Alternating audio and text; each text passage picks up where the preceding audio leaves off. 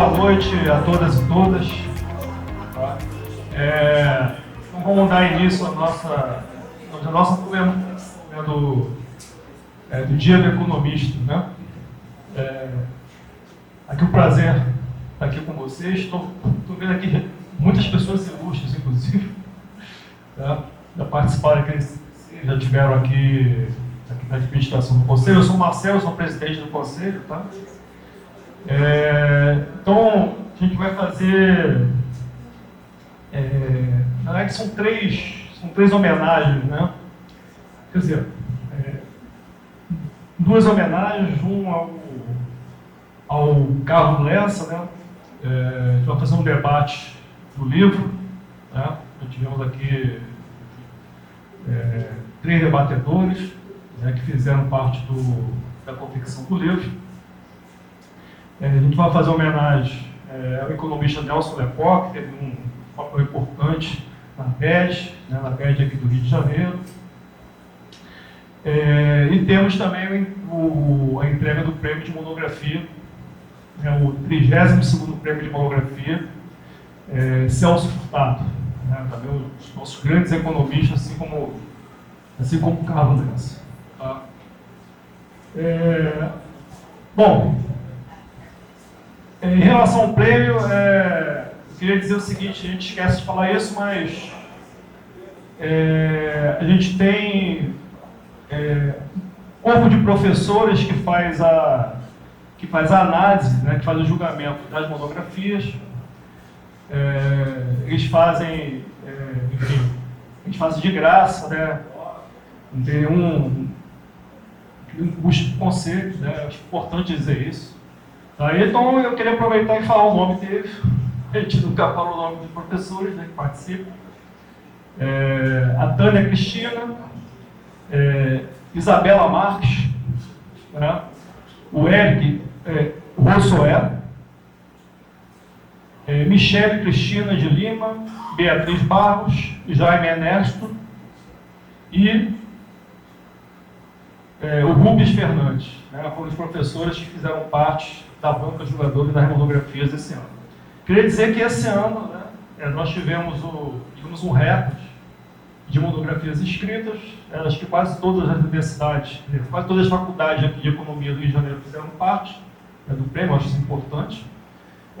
Cada faculdade pode indicar até 3 monografias, né? 3 monografias.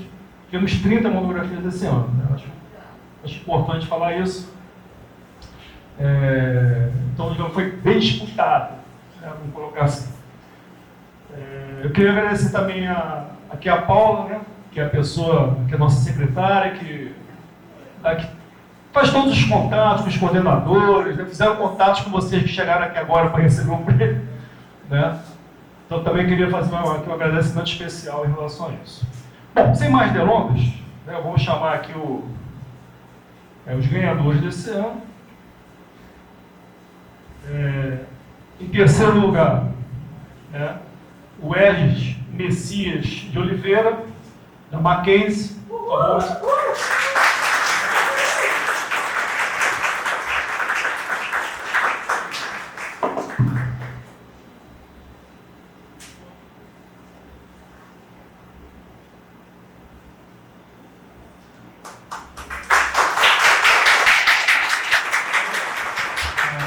Minha monografia foi totalmente inspirada pela minha grande mestra maior, doutora Glória Moraes, não tem como não ser. Só quero citar um pouquinho sobre a minha monografia, que foi dedicada ao Rio de Janeiro, que foi meu grande ensinamento como economista, prestar atenção no Rio de Janeiro, que é um pouco esquecido, infelizmente, e análise e ascensão da economia fluminense. Ver como o Rio de Janeiro, que teve uma ascensão, teve um momento de alta, se tornou, infelizmente, o que ele está atualmente, e se tem alguma forma de sair desse momento. Parabéns. Parabéns. Bom, em segundo colocado, Ludmila Pinheiro de Souza, da Universidade Federal Fluminense.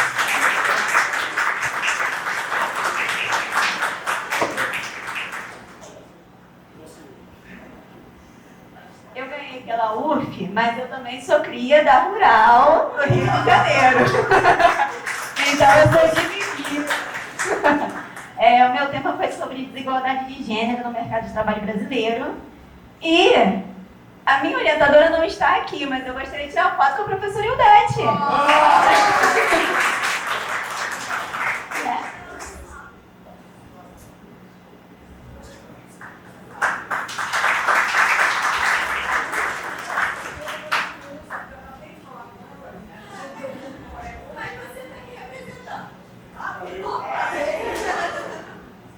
Você sabe que eu também sou professor da Rural. Tem outros professores aqui da Rural também, inclusive, que vai fazer parte aqui da nossa mesa. Bom, em primeiro lugar, também da Universidade Federal Fluminense, só que de Campos, né? O Flávio Vinícius Silva Ferreira de Souza.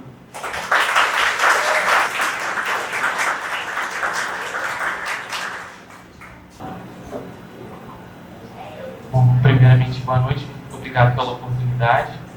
A minha monografia foi intitulada Passado Presente face à Indústria do Futuro, a importância de mudanças estruturais para a superação dos desafios da Indústria 4.0 do desenvolvimento brasileiro. É um título bem grande. Eu fui orientado pelo professor Marcos Toshi Mônica, na UFCAM, ele infelizmente não pôde estar presente, mas o objetivo da monografia foi mesmo de analisar o processo de desenvolvimento industrial do Brasil e o período de regressão industrial que a gente vem passando, e os desafios e oportunidades que esse novo paradigma tecnológico, a indústria 4.0, representa para o Brasil em termos de industrialização. Obrigado.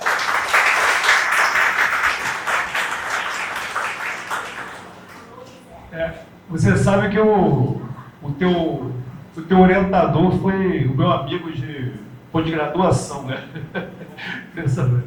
Eu até imaginei que ele poderia estar aqui hoje, mas em Campos, um pouco longe, ele deve ter tido. Você manda um abraço para ele, por favor. Bom, continuando o nosso evento, né? Vou chamar aqui para compor a mesa a Clícia, nossa conselheira, que vai fazer aqui a mediação.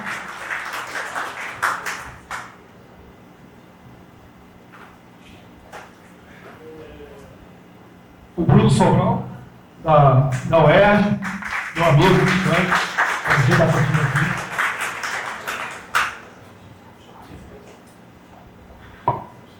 Meu outro amigo Mauro Osório também, da UFRJ, fazer parte da nossa mesa, né? E meu ilustre amigo também, César Guedes, né, que foi meu colega da Universidade Federal Rural, me deixou, não tem muito tempo. Bom, Cris, agora você pode fazer a boa noite, agradeço ao Corecon o apoio ao evento, agradeço ao Marcelo, presidente, e aos demais conselheiros que estão aqui prestigiando o evento, os dois Antônios, né, o Magalhães e o Lutembar, obrigada aos funcionários que estão nos apoiando aqui, a Paulo, o Guilherme, e nós agora vamos fazer uma pequena homenagem, né, ao nosso querido Nelson, que foi conselheiro aqui no Corecon e é membro da ABED Rio, que é a Associação Brasileira de Economistas pela Democracia, no caso RJ. Nós temos aqui vários familiares do Nelson, né, irmãos e filha, e nós convidamos a irmã do Nelson, a Cláudia, economista também, para falar um pouco sobre esse nosso querido amigo. Venha, Cláudia.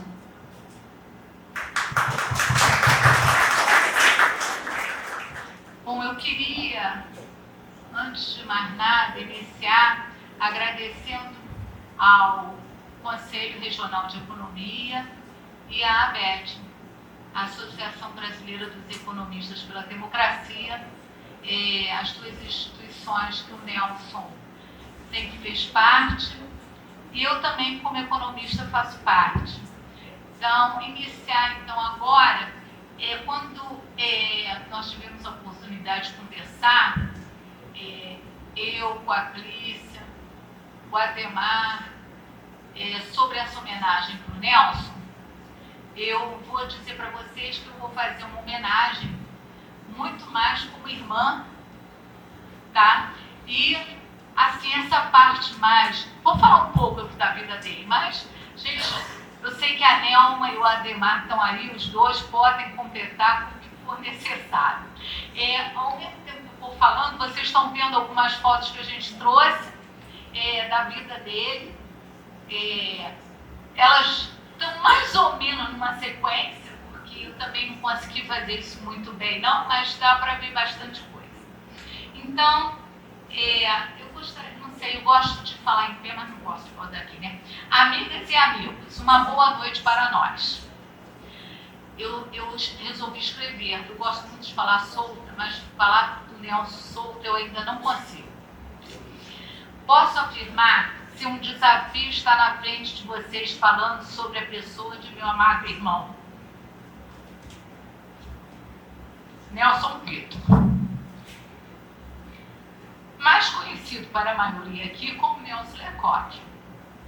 Falar então em homenageá-lo com algumas palavras me colocou em dias uma emoção perplexa. Como serei capaz? Mas conto com a compreensão de vocês. A vida é cheia de surpresas e posso garantir que esses últimos 9 meses têm sido bem puxada.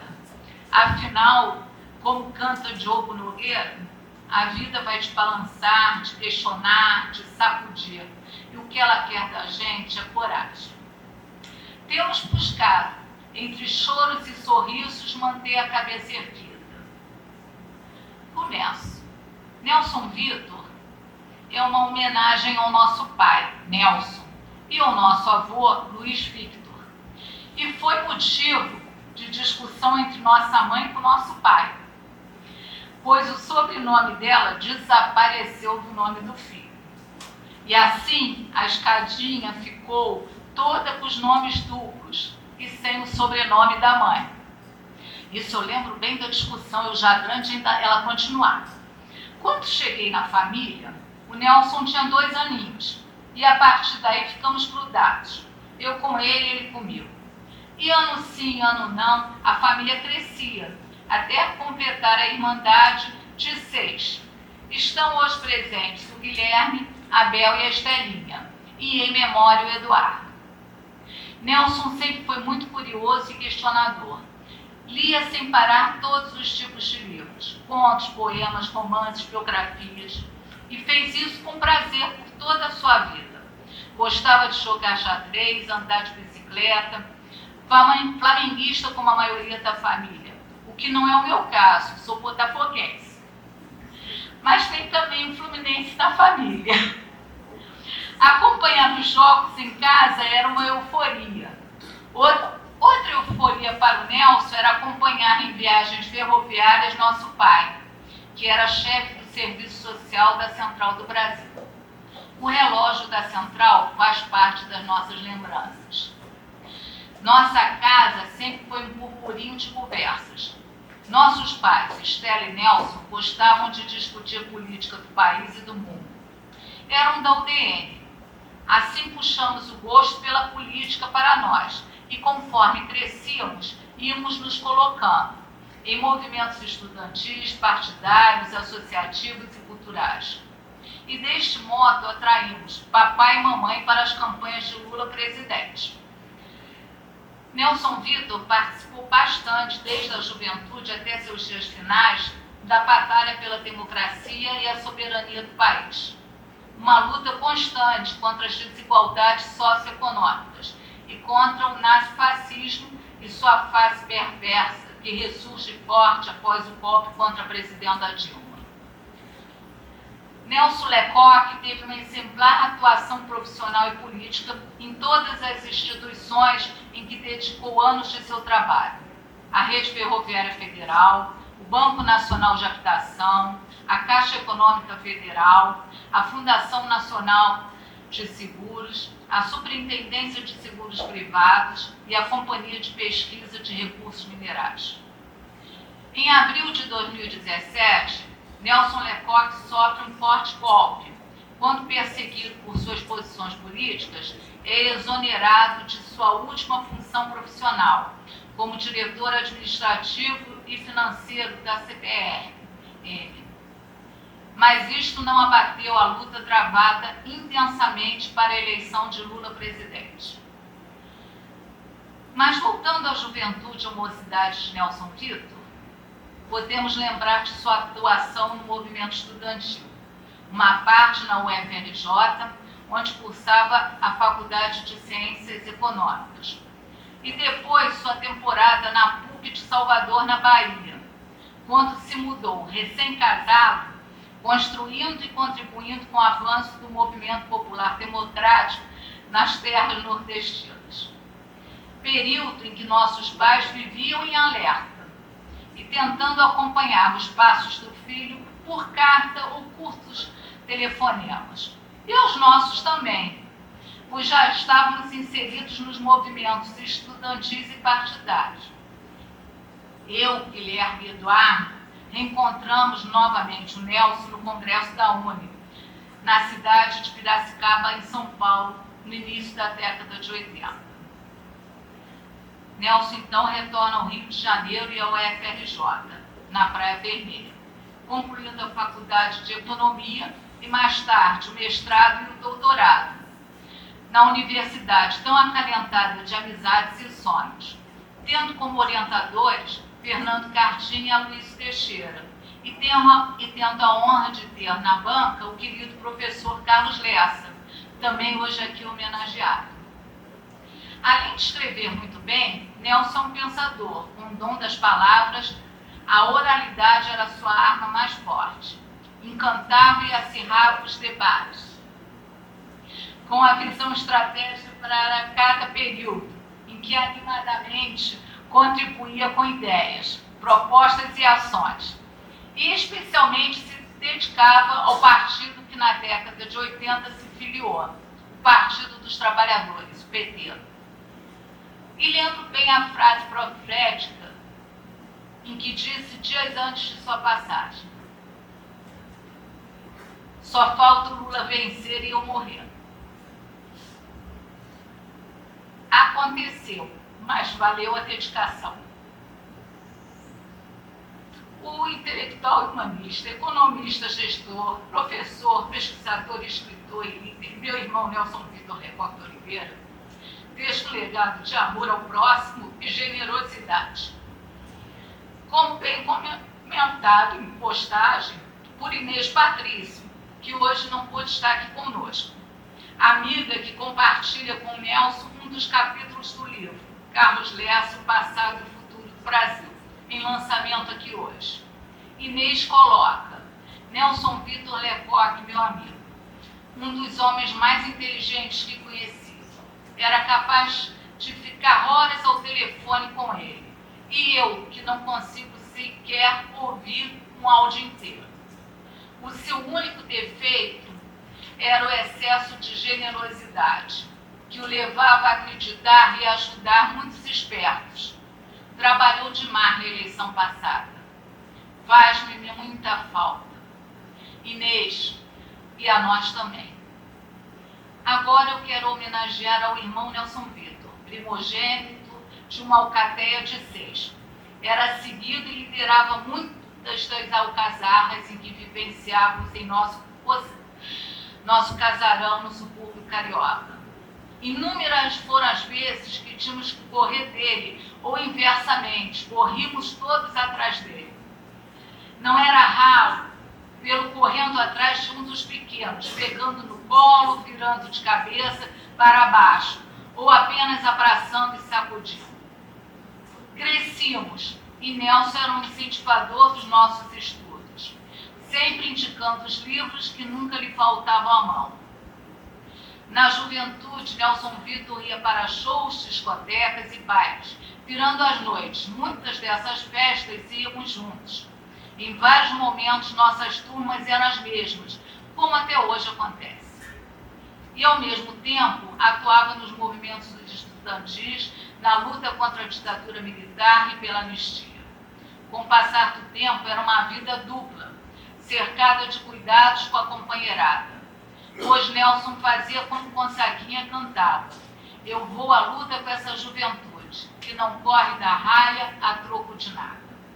Nelson não corria, enfrentava a dura vida diariamente, venceu as dores da abrupta perda de nosso irmão Eduardo, diretor da União Estadual dos Estudantes em 82, um desastre inexplicável na virada do ano.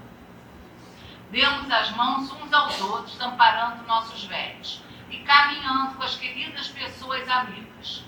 E a partir daí passamos a ser 5 em todas as fotografias que fizemos questão de tirar até novembro de 2022. Já na maturidade e ausência de nossos pais, Nelson sempre se colocou como protetor, disponibilizando-se em nos ajudar, sempre perguntando como estávamos e o que precisávamos, afirmando que para qualquer coisa ele estava ali. Não posso deixar de lembrar o fato dele ser pai. Suas filhas, Laura, Beatriz e Valentina, eram sua maior preocupação, orgulho e realização. Enfim, busco em seus escritos e trago para cá suas palavras, no caso inspirado no escritor Manuel Bandeira. Uma de suas crônicas, do 60 e Levanta Devagar, de 26 de janeiro de 2022. 60 e levanta devagar. E subo na barca encantada para a República de Passárgada. Lá sei que o rei que rei não tem. Tem fotos lindas postadas por Maria Cândida, de flores ensolaradas nas praças, muros e calçadas da República de Passárgada. Se um dia eu lá iria, não espero alcovas supérfluas nem vastidões de alcaloides. Todavia, em deferência ao poeta, tentaria uma bicicleta.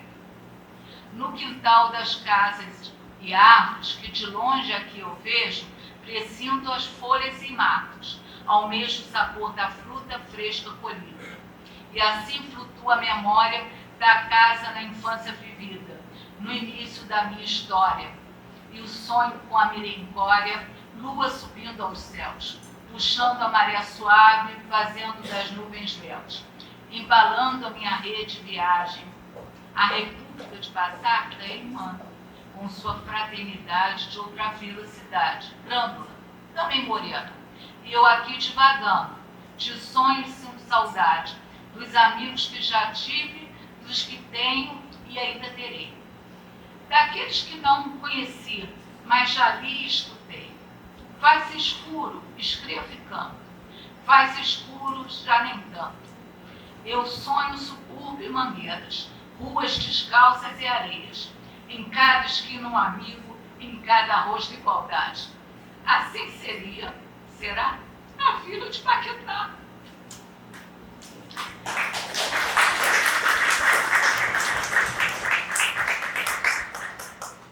Nelson Vitor Decoque é fonte de inspiração. Agradeço a todos e todas pela amizade e carinho. Nelson Vitor presente.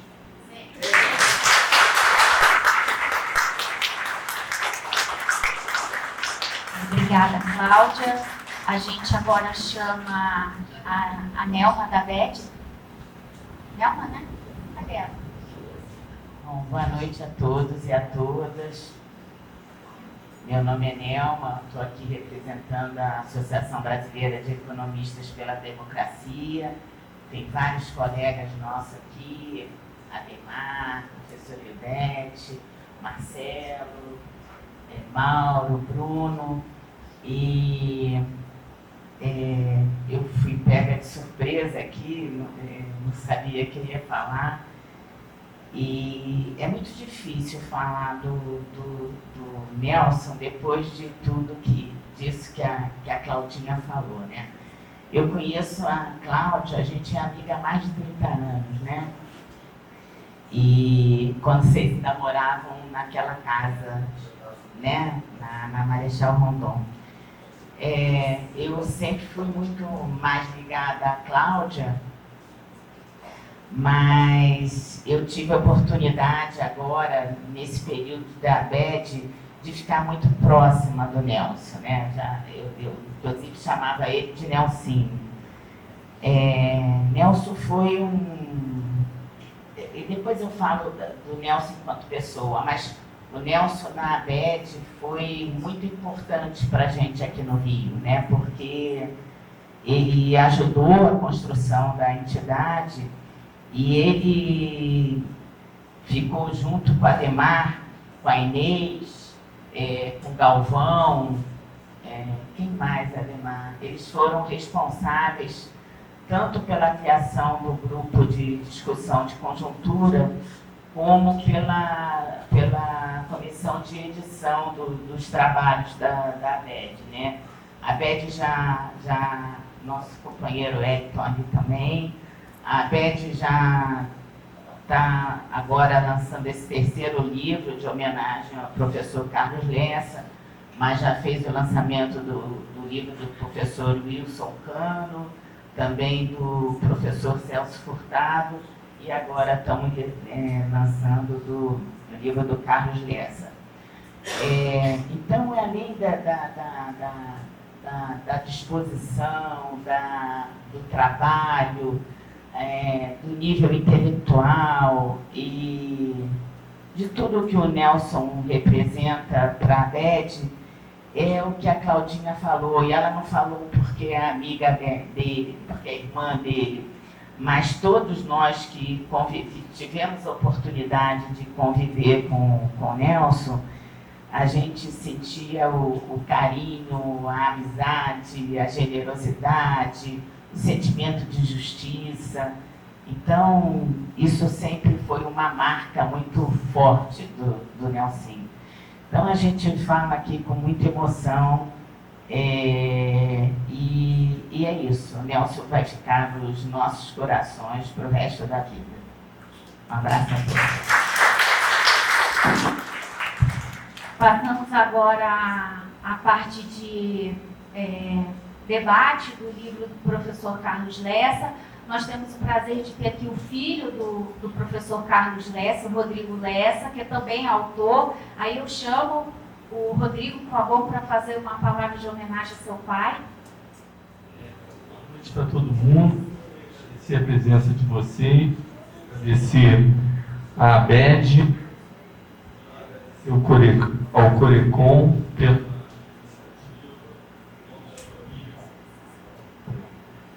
eu acho que todo mundo ouviu o que eu falei até agora, né? Então, em nome da família, eu agradeço. A minha mãe não pôde estar presente aqui porque ela está de cama e a gente está muito feliz. Eu já dei uma olhada no livro, confesso que não li todos os artigos, mas li alguns artigos, e o trabalho realmente é um trabalho de excelência, um trabalho muito sério, com muito carinho, com muita dedicação, com muito envolvimento de todos que participaram. E é isso, é só agradecer, gratidão.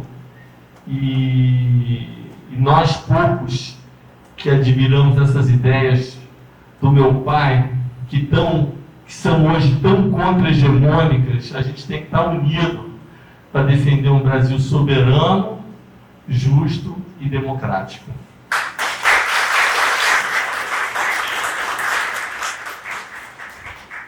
Eu gostaria de agradecer as palavras e passo agora... Então eu passo a palavra para o professor Bruno, da UERJ. Isso. Agradeço aos conselheiros, né, do conselho, né, em particular a Clícia, porque eu sei o quanto que ela já tinha me abordado algumas vezes, né, vamos fazer um debate sobre Rio de Janeiro no conselho, então finalmente, né, conseguimos, né, fazer esse debate, né.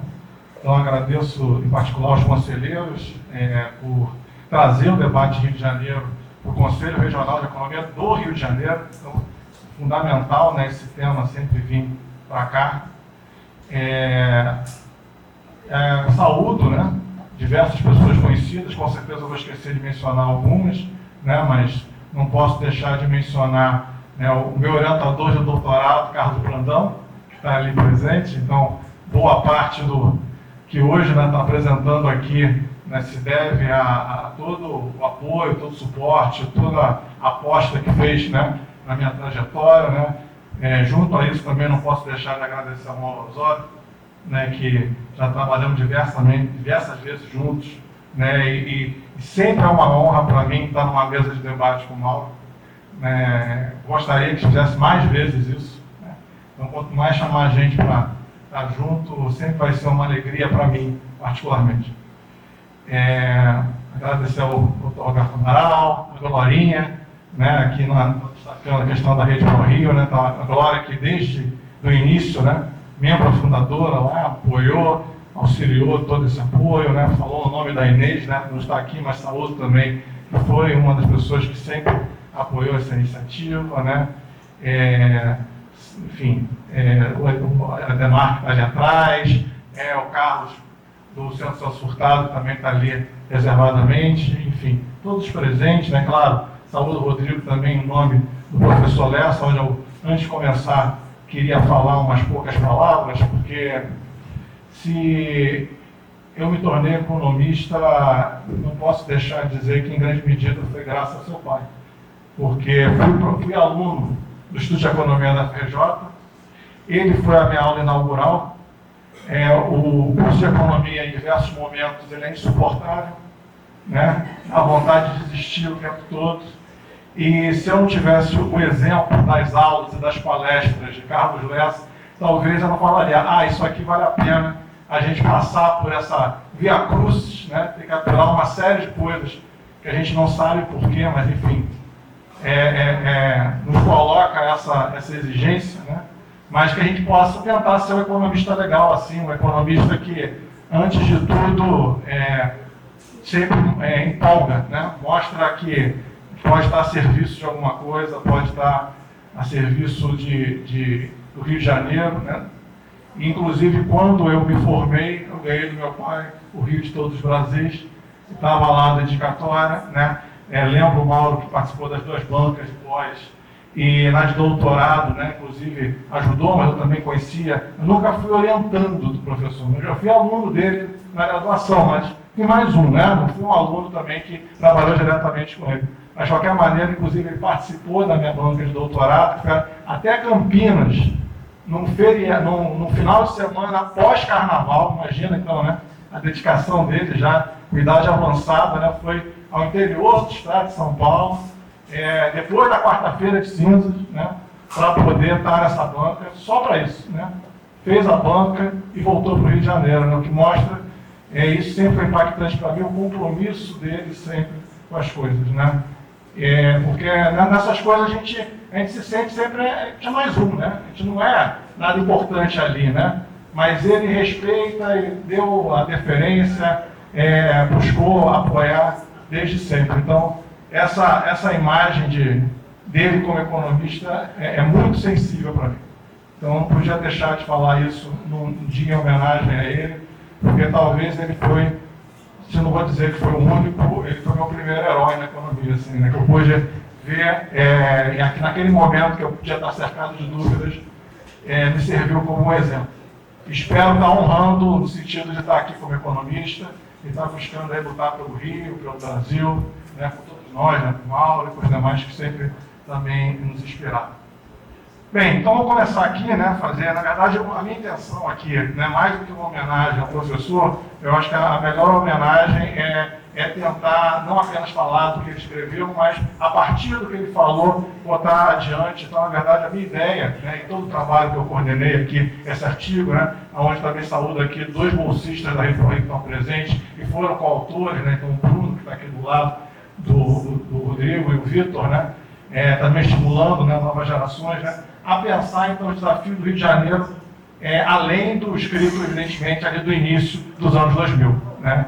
Então, se lá o professor Carlos Lessa, né, coloca como essa relação com o projeto nacional, né, sempre criou uma especificidade para o Rio de Janeiro, né, e quando isso se enfraquece, né, e quando isso se desfaz. Então, ou seja, essa provocação aqui, porque lá tem um trecho, claramente ele fala isso, o Rio sempre se prescindiu dos seus interesses em função de um papel maior que desempenhou no país, né?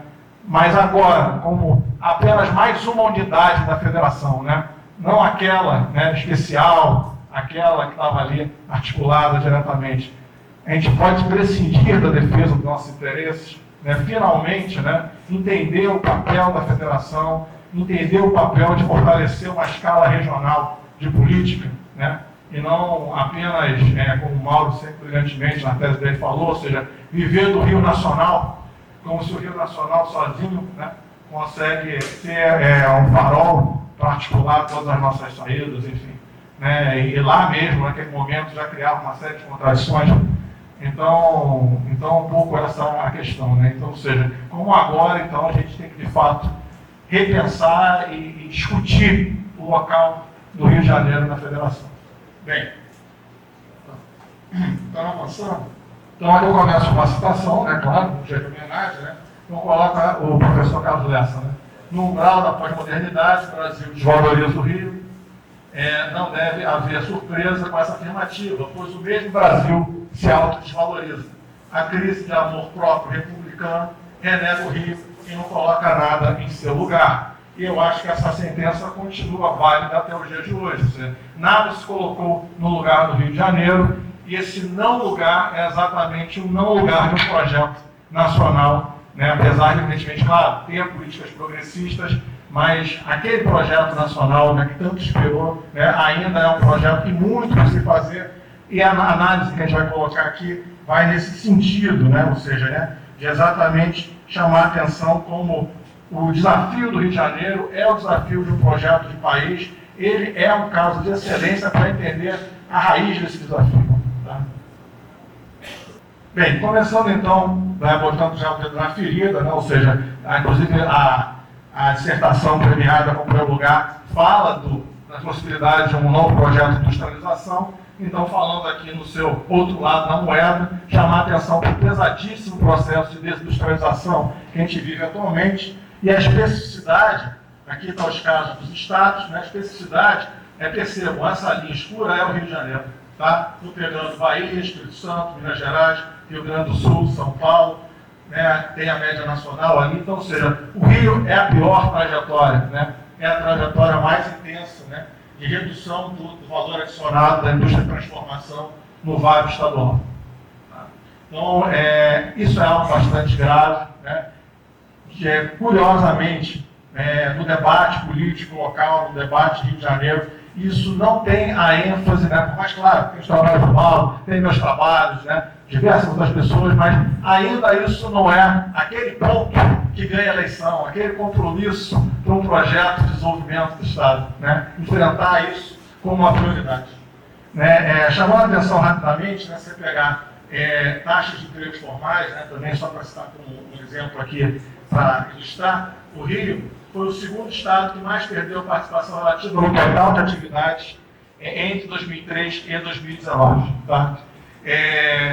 Na ocupação, essa perda, pensando por diversos setores, né, ela foi praticamente generalizada. O único local que não perdeu a participação foi na indústria extrativa, né, que é um local que é pouco intensivo de mão de obra, então também não é nenhuma conforto isso. Tá? Então, eu estou chamando a atenção lá de cara, né, para esse diagnóstico estrutural, ou seja, há um gravíssimo problema de desindustrialização, e o caso do Rio de Janeiro é paradigmático, né? Ou seja, ele não é um derivado do problema nacional, ele é um dos epicentros desse processo de desindustrialização.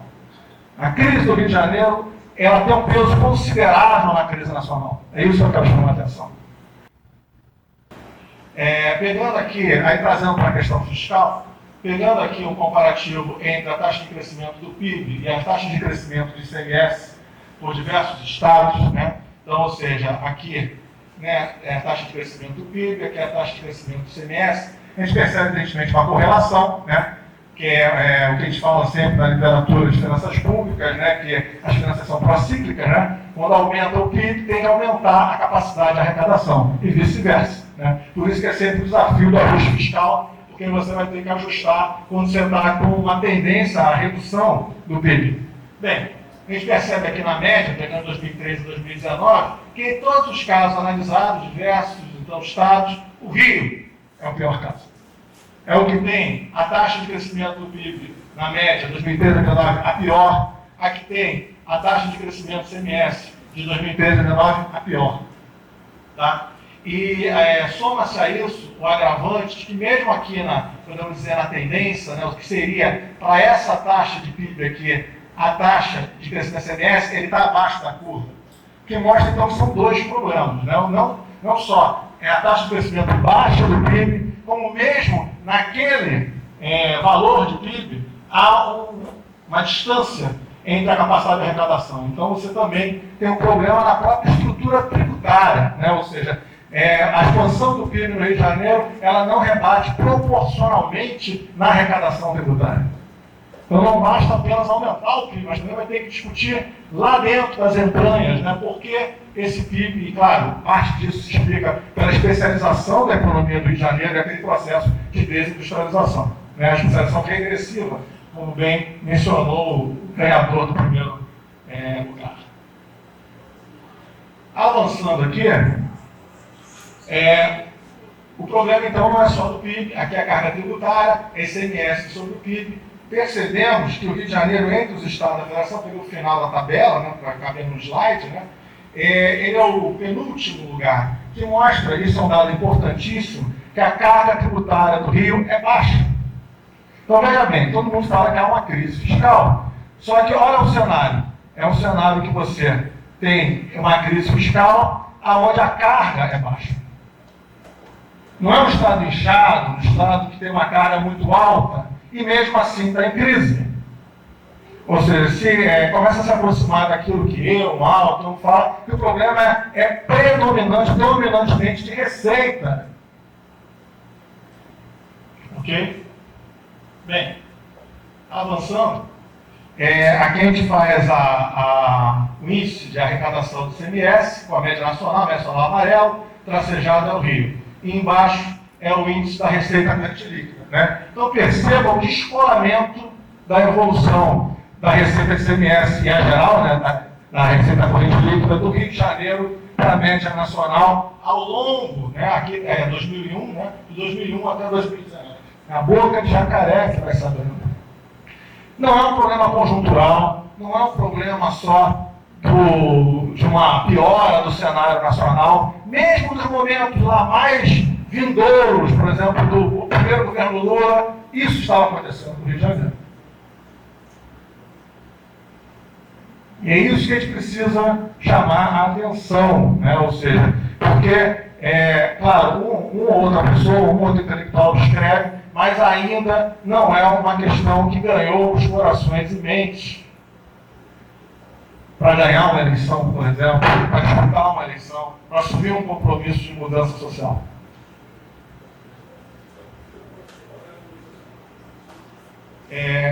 Avançando aqui no comparativo, né, aqui também, né, nessa comparação entre os estados, aqui a gente pega a variação do CMS, que a gente já mostrado, mas comparando com a receita corrente líquida. Isso é para mostrar que também, claro, a dependência, ou seja, as receitas do Rio dependem em grande medida da evolução do CMS. Se ele tem essa evolução ruim, não é surpresa que ele vai ter a pior posição. Tá? Então, ou seja, o Rio é um estado, diferente de outros estados, ele não depende tanto de fundos federativos. Ele depende da sua arrecadação própria. Só que esse cenário de arrecadação própria, historicamente, está uma porcaria. E como eu mostrei antes lá no primeiro slide, grande medida disso se mostra pela grande contribuição que o Rio de Janeiro está dando para a desindustrialização nacional.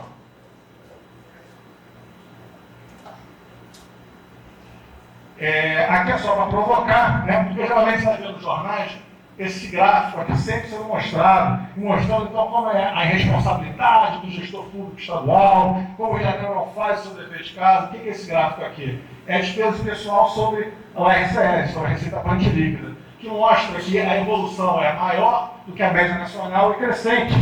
Então, geralmente, o cara que quer vender uma fantasia vai falar: olha como o Rio é responsável, olha como ele gasta mais que a média nacional. Olha como é que é crescente, no momento que teria que estar fazendo ajuste fiscal, cortando, mostrando boa vontade para isso, ele está fazendo esse tipo de evolução. Só que o seu oculta que isso é um indicador, onde no seu denominador tem receita. Se você analisa só a despesa, é aqui isso que a gente comparou, pega do Rio de Janeiro, que é o azul, e o vermelho, que é a média dos demais estados, você percebe que, ao contrário, né, dos outros casos ali, o Rio de Janeiro está reduzindo muito mais que a média nacional as suas despesas. E nos últimos anos, claro, um pesadíssimo ajuste fiscal, ele praticamente está mantendo. Está inelástico. Então, ou seja, o problema do ajuste, e se você, então os arautos da austeridade, eles vão falar o seguinte: dobra a aposta nisso aqui, reduz mais a despesa. E tudo aquilo que a gente falou antes, claro que eles sabem, mas está botando embaixo do tapete, porque o desafio é muito mais embaixo do que simplesmente você transferir o ônus do problema para os servidores do Estado, para a política pública. E falar que não tem dinheiro, que tem que tudo entender, sacrifícios são necessários, aquela baboseira que a gente sabe, que mostra aqui que o esforço de corte, de contenção, de despesa está sendo feito e mesmo assim está longe de solucionar o problema. Bem, aqui só para chamar a atenção, então, aonde está o problema? Olhamos esse dado, a taxa de investimento, né? Investimento sobre receita corrente líquida e a evolução do PIB. Olha a despencada que deu os investimentos estaduais no período que está se pedindo ajuste fiscal. E como, claro, isso puxa também tendencialmente a queda do PIB do Rio de Janeiro. Então, é um ciclo vicioso, porque você cobra-se um ajuste fiscal que me reduz o PIB, que me reduz a arrecadação, que me pede mais ajuste fiscal. E não é só esse detalhe, cada vez mais pedindo mudanças estruturais, mudando a legislação de diversos direitos dos trabalhadores do Estado, de diversos fundos para ações de política pública. São mudanças que depois são muito mais difíceis de serem alteradas ou revertidas. Bem, então, para finalizar a conclusão, tá? Então, a problemática fluminense é central na definição das bases do projeto nacional. Para isso é preciso análise dessa dimensão fiscal e além da questão só contábil, né, financeira, né, buscando ali, então, questão do passivo, do ativo, né, enfim. A sua especificidade explicita essa gradual, né, e aguda, diria eu, perda de capacidade de arrecadação, né, unindo, então, esse baixo crescimento do PIB com a baixa participação do ICMS no PIB regional. Então, a discussão, por exemplo, de reforma tributária é essencial para o Rio de Janeiro, também. O baixo crescimento da receita gera esses comprometimentos CRL frente aos gastos. Então, é exatamente isso que gera um problema para a contenção e esse comprometimento da receita. Para finalizar, último slide, a situação econômica financeira fluminense é um dos epicentros da problemática nacional.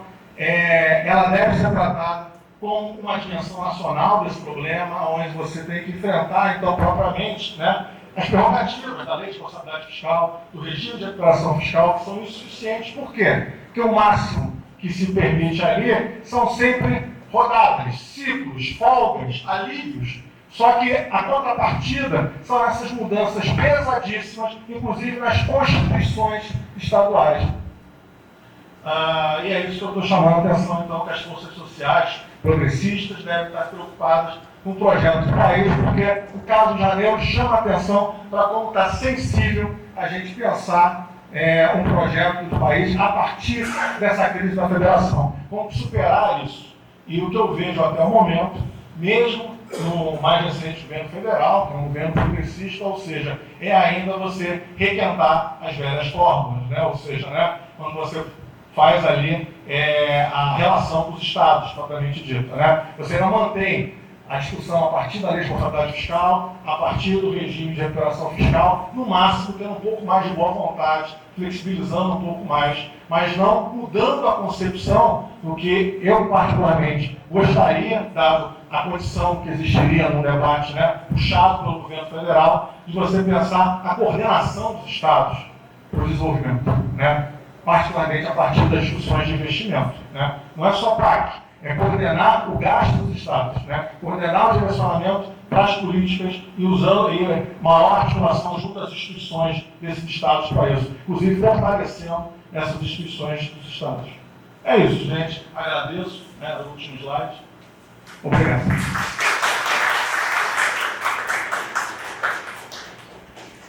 Obrigada, Bruno, pela excelente palestra. Antes de passar a palavra, gostaria de registrar a presença da ex-presidente do Corecon, Flávia, e dos conselheiros João Halac, o Antônio, professor do UFRJ, que também estão presentes prestigiando esse evento. E agradecer por estar entre pessoas que ajudaram na minha formação profissional, né? E que também são pessoas que eu admiro, né? E que também me ajudaram na formação como pessoa. Então, eu particularmente quero citar aqui a presença da professora Ildete e do professor Carlos Picosfeld, né, que está aqui representando o Centro Celso Furtado. Né? Eu vou passar aqui a palavra para o Mauro Osório. Eu gostaria de agradecer a todos aqui presentes na mesa mais uma vez. Obrigado. Parabenizar o Corecon por essa iniciativa. E o Ademar aí, parabenizando todos, né? Por esse livro e por todas as coisas que a Beth está fazendo, né, Nelson? Acho que. E começar falando um pouco aí do Nelson, né, que, né, dando beijo no coração da família, e foi meu contemporâneo de faculdade, depois a gente esteve muito próximo, né? Enfim, nesse período difícil da vida dele, enfim, muito triste, mas, enfim, fica aí o exemplo, fica a saudade, a memória e a lembrança, né? Saudade também o Gustavo aí, que também tem batalhado tanto aí pela Beth, né?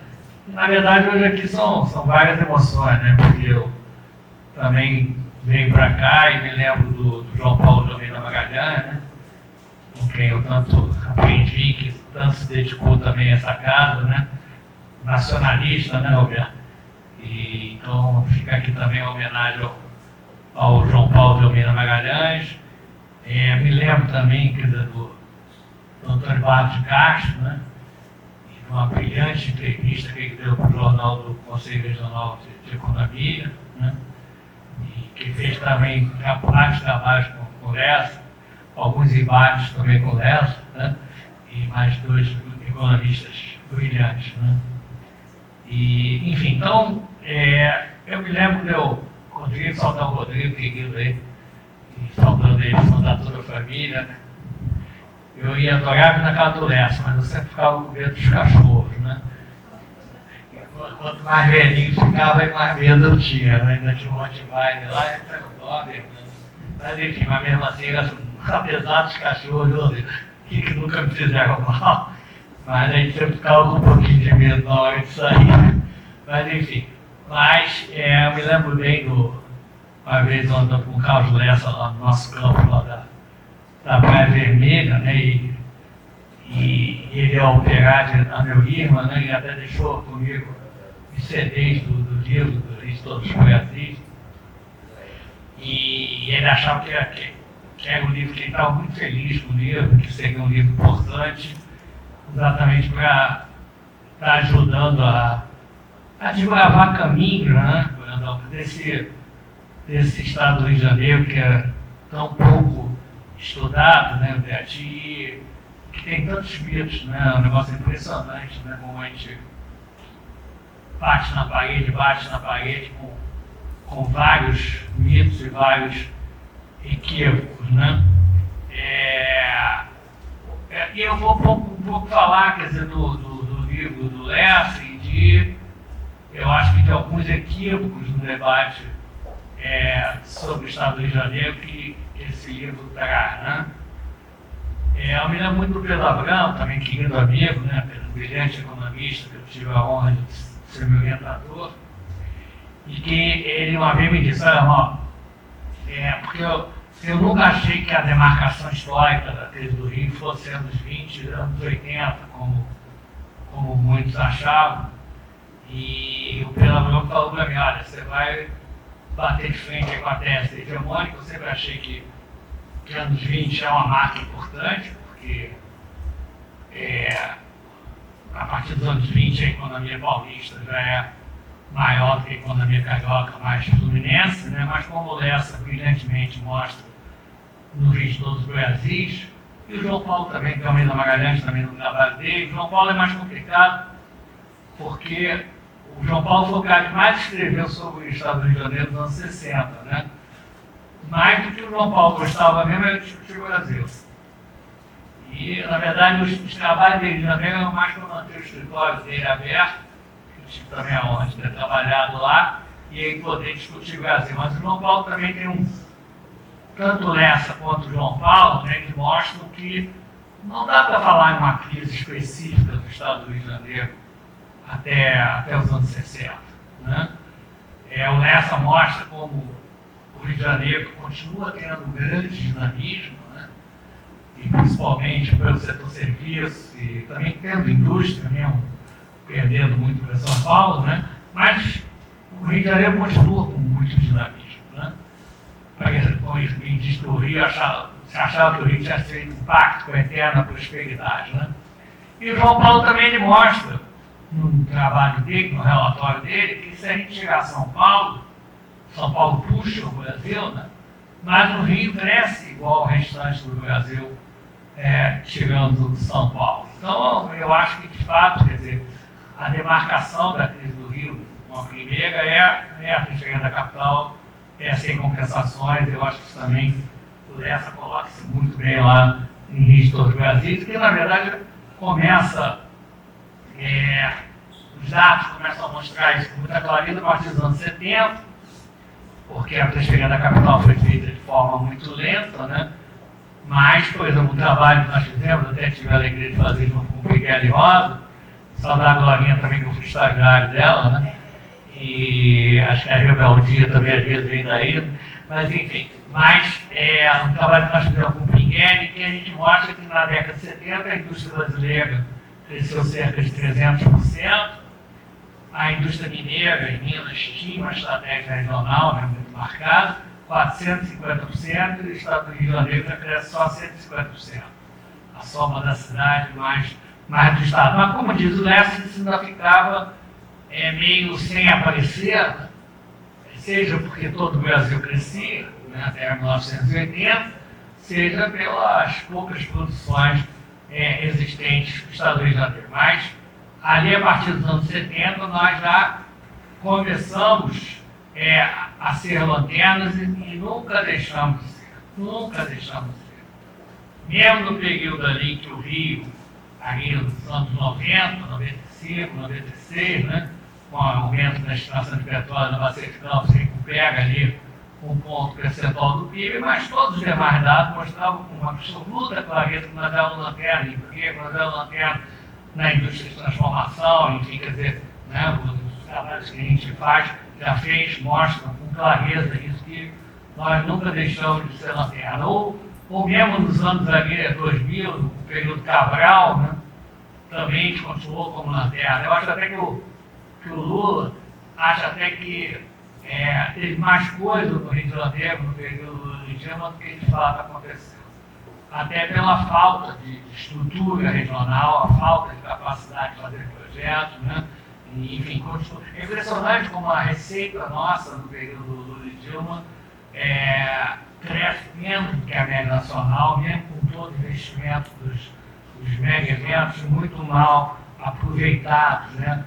Não adianta você ter uma boa relação com o governo federal se você não tiver uma base regional, uma estratégia regional, né? O que Minas aproveitou tanto ainda da Fiat, que também tinha ali uma estratégia regional, né?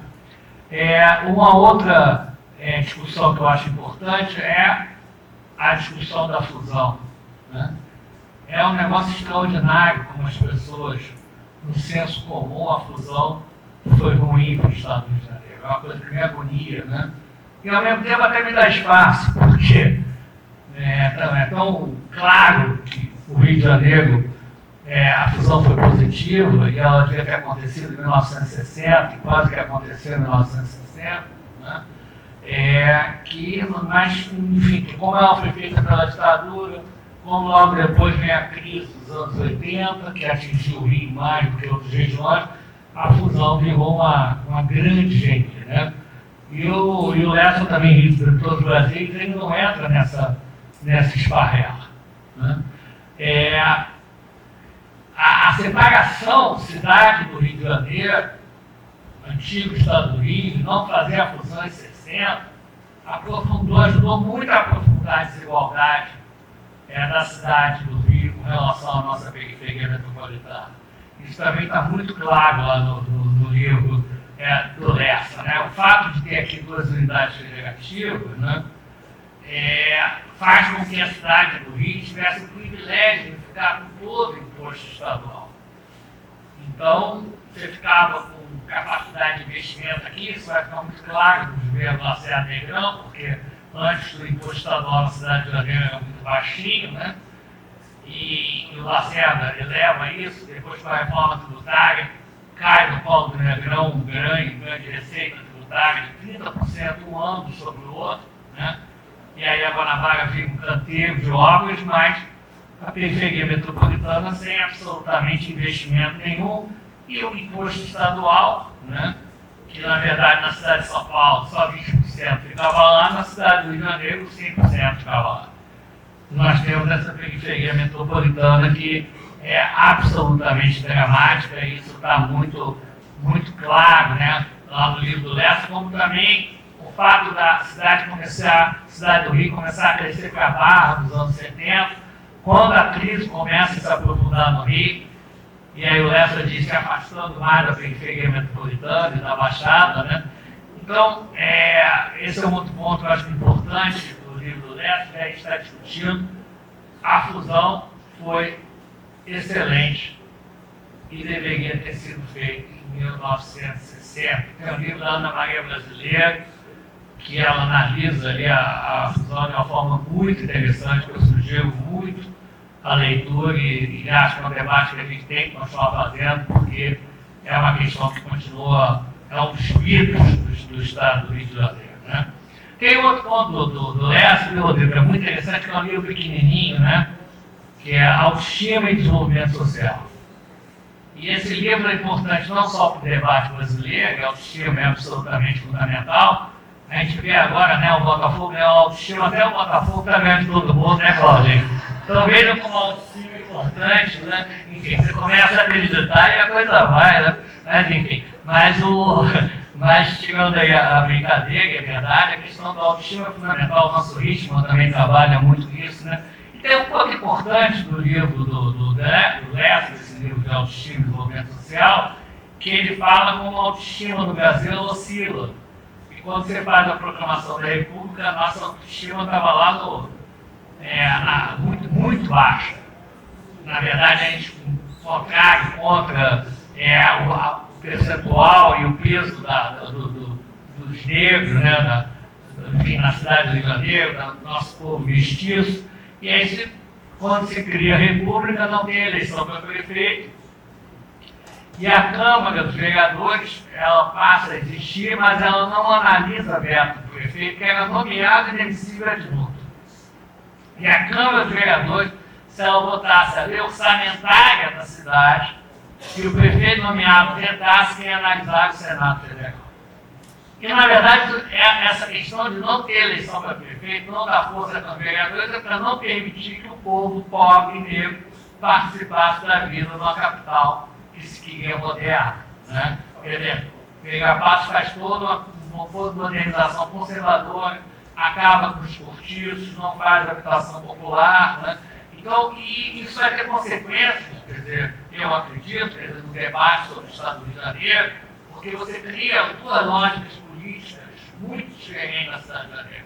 Uma nacional e radicalizada e outra localista fragmentada para o local. E quando vem o golpe de 64, se caça o Rio Nacional. Ele se caça a esquerda, seja parlamentares, seja a intelectualidade, o movimento sindical, o Partido Comunista muito forte na cidade do Rio de Janeiro. Depois se caça também totalmente o lacerdismo, porque o Lacerda não apoiou o golpe militar, os militares ficarem no poder, foi para ele ao poder, né? caçar a gente, ficar mais fácil a eleição dele nem assim, mas o poder gostou, os militares chegam, resolvem ficar, o Lacerda é caçado e acende o chaguinho aqui. Quando o Brizola ganha em 82, ele ganha como nominata muito frágil, né? E a política passa a se fazer partidárias, né? E uma lógica extremamente legalista que vai virando máfia, que vai, enfim, desestruturando esse nosso Estado do Rio de Janeiro, que, enfim, que leva ao assassinato da Marielle, que faz com que a gente esteja onde nós estamos, com uma perspectiva extremamente ruim, né? Agora o PAC está falando do Rio de Janeiro, foi quem mais ganhou. Mas se a gente pegar lá, 2/3 do PAC é petróleo. E, na verdade, tem um trabalho que a gente fez, que a gente mostra que os 75% dos fornecedores da Petrobras estão fora do Estado. Hoje, nenhuma plataforma, se fizerem no Brasil, nenhuma vai ser feita no Estado do Rio de Janeiro. Nenhuma. Então, da agonia a gente vê, né, enfim, quer dizer, essa coisa desse ufanismo e dessa falta de reflexão, quer dizer, mais consistente aí sobre o Estado do Rio de Janeiro, né? Por último, né, tem uma coisa que eu apoio muito, que é procurar mostrar que a salvação do Rio não está no turismo, né? E o Lessa do Rio de Brasília vem coloca isso com muita clareza, né?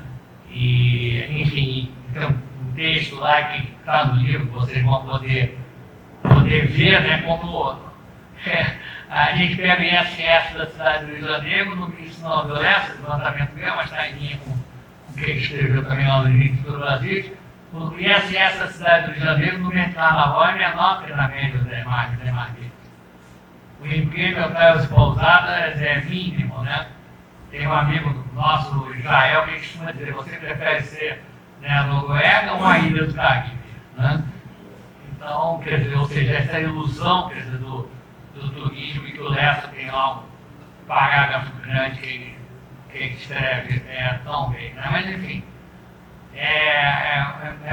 acho que a gente deve continuar lendo o Rio de todo o Brasil. Eu tenho, né, conversado com o Rodrigo, a gente não conseguiu ter fogo de relançar o livro dele, mas tem que fazer isso, né?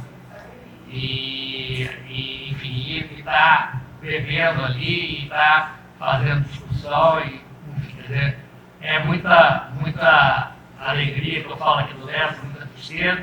E não posso deixar de falar, de terminar, por favor, do Lessa, dos Estudos Economistas, né, do Rio de Janeiro, né, que foi diretor, recém-formado, né, e deu a alegria de convidar para fazer parte da diretoria dele. Fizemos debate com a Brasco, e foi extremamente importante naquele momento para recuperar a identidade dos economistas. O Pokémon estava na mão dos peleiros, do sindicato, dos economistas, e o Lessa é a militância política dele, né, Rodrigo? E ele indo lá para o PMDB, né? Eu acho até que ele cancelou minha ficha, e a gente fazia parte do mesmo diretório, participava do ministro, participava do Vitor Temer, Lígia Bahia, com 50, 60 pessoas que a gente reunia toda semana ali na Cruzada São Sebastião. Fizemos a primeira, eu até perdi essas fotos, mas nós fizemos a primeira manifestação de rua pelas diretas. Foi lá na Zona Sul.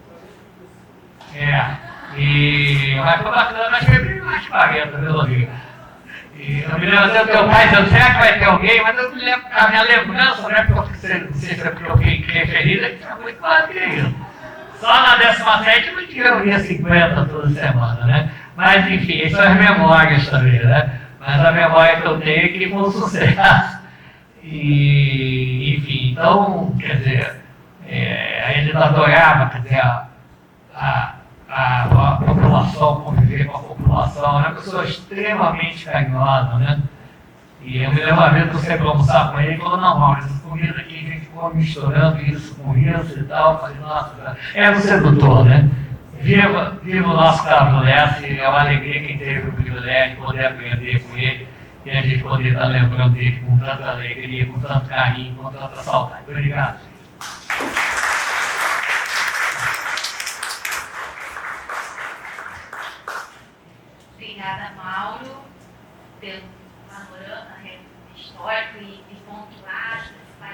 interesses relacionados ao desenvolvimento do Estado do Rio de Janeiro. Gostaria de saudar os economistas jovens aqui. A gente espera que esse espaço seja utilizado por vocês. A gente cuida com carinho da profissão, a gente espera que ela seja atrativa para os jovens, né? Que a profissão seja renovada, mas também a gente gostaria de que o tema economia não fosse tão maltratado, né? De que os jovens, de modo geral, tivessem interesse pelo debate de economia, mas não de uma maneira tão rasa, né? Então, eu convido vocês, principalmente, a lerem os materiais que o Corecon tem produzido, né, e a ocupar esse espaço, né, esse espaço importante de debate para um futuro coletivo, né, sair um pouco da tela, né, para a gente ter memórias coletivas que não sejam só a tela do computador, sair lá do tempo das cavernas, né. E também gostaria de saudar o fato de que a juventude que está aqui é mais diversa, né, mulher, negro, tem uma diversidade maior. A profissão de economista é sempre lembrada por ser um perfil mais conservador, né? Então a gente espera que o perfil do economista que esteja aqui realmente esteja próximo da população brasileira de um modo geral. Isso significa que a temática vai ser apropriada, né, por todos, de uma maneira democrática e responsável. Então, para vocês jovens, eu gostaria aqui de mencionar a presença do professor Roberto Amaral.